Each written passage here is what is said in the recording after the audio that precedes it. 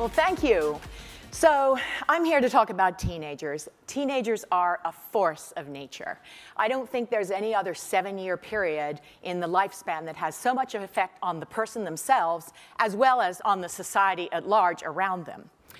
And so I'm here to share some new neuroscience about the teenage brain, which I discovered I actually do research on brain development and working on disease specific to different stages in development. And then at some point, I realized I actually had this whole parallel experiment going on in my own home. My 2 teenage sons, who were like morphing in front of me.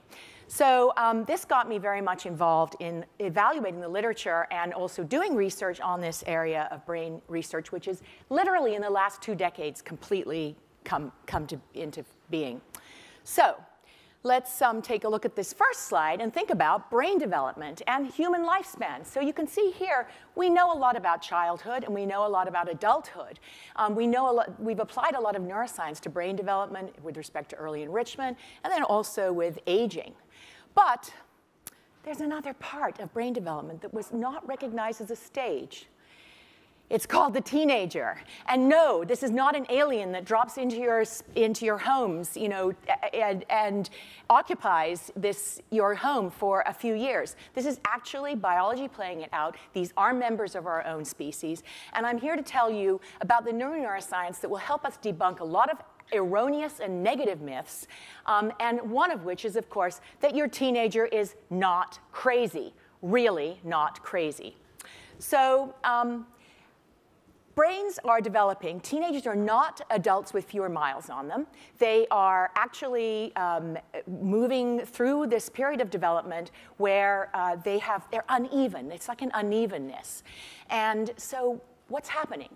Well, 2 things. One is they have more activity, more brain cells called neurons, making more connections called synapses than adults. And we have 100 billion neurons in our brains, and they make 100 trillion synapses. So they're much more active than adults. We prune down to adulthood. But this strength, which is a superpower, they're actually able to learn at higher rates, is coupled with a weakness, which is that their brains are not connected fully with it internally. And this is a process that begins from the back of the brain to the front. So the back of your brain is organized, your vision is in the back, your motor systems are over the bridge here, you've got sexuality, emotionality, risk-taking behavior here. And then last in the frontal lobe is executive function, judgment, impulse control, empathy, organizational skills. Well, the brain develops from the back to the front, and it's not at the front yet. Do you get where I'm going?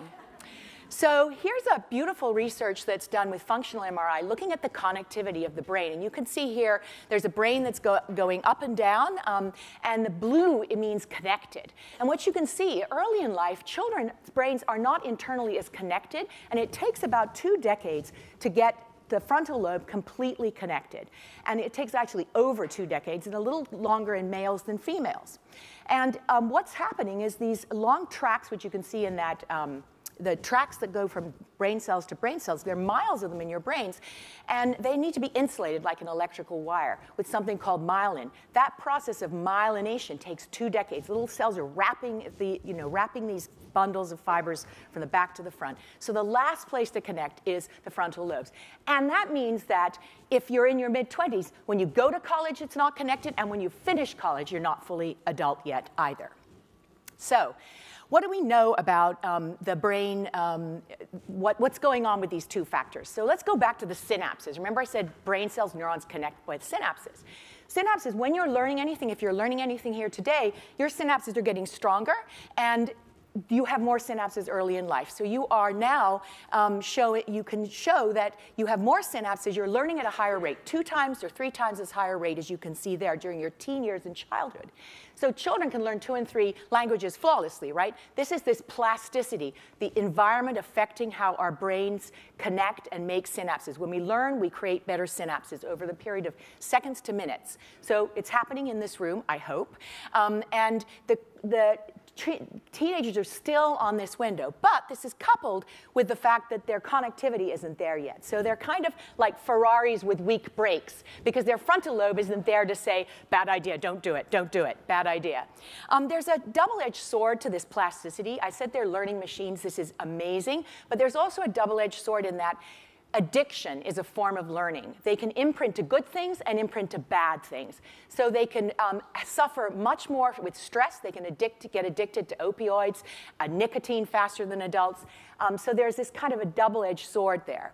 Let's look a little bit more at the good side of this synaptic plasticity. This is an incredible fact I learned while I was doing this research.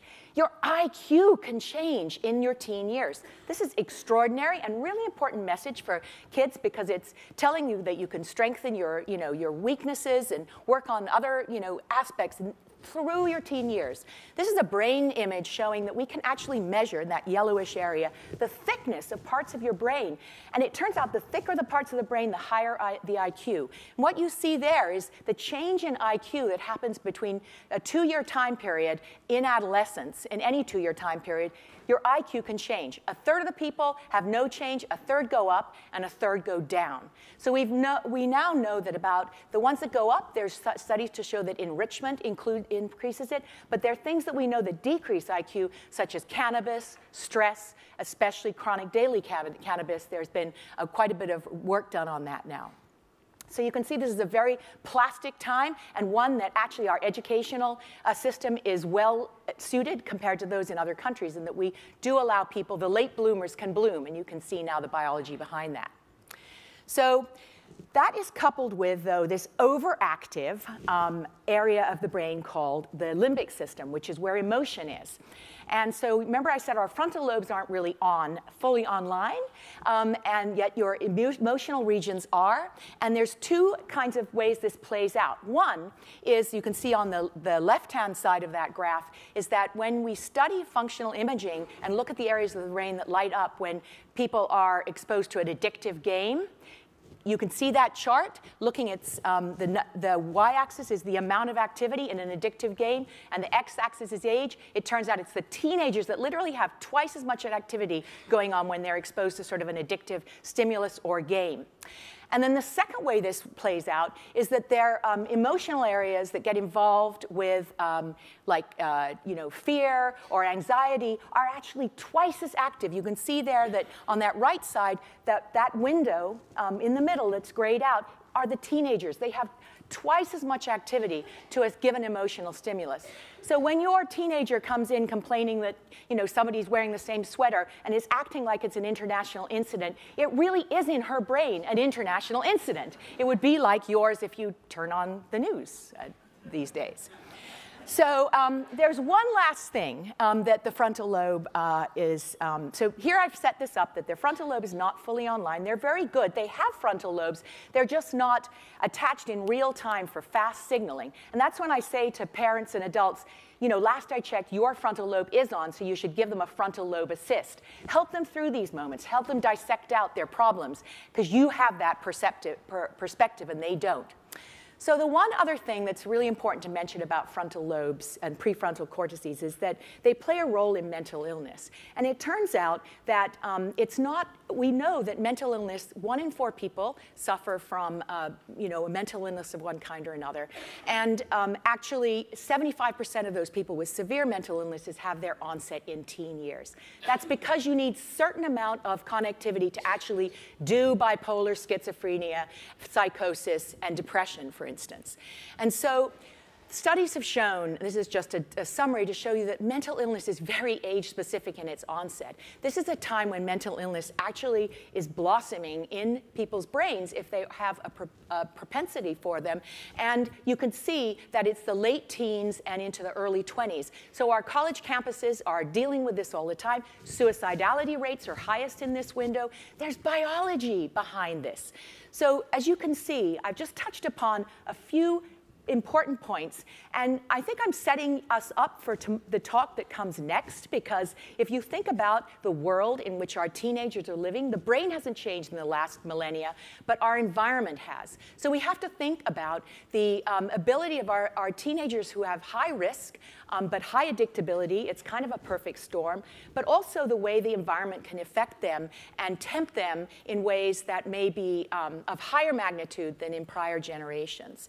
So I'm hoping that you can reflect upon this and recognize that there's biology behind what you think you're a crazy teenager. They're not crazy. This is nature playing itself out before you, and there's incredible superpowers they have, along with some weaknesses that we, with our frontal lobes, can help guide these kids. So count to 10, enjoy the ride, and be a better parent and give that frontal lobe assist. Thank you.